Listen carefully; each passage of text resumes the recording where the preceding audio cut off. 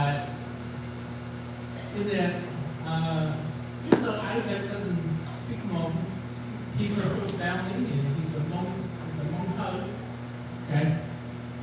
In the Hmong culture, once you marry into a family, okay, and if you, for some reason, if you have to go back to your other family, in the Hmong culture, it's very hard to do because unless you're Christians, but if you're not Christian when you go back, it's Hmong considered like you not part of the spiritual or okay?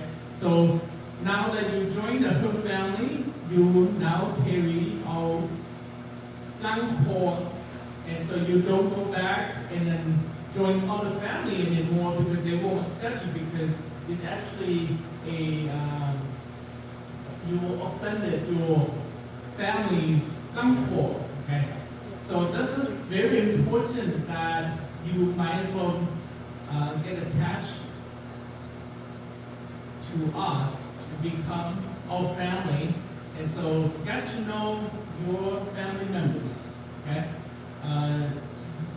You have time so you can just kind of mingle around and get to know, and we'll be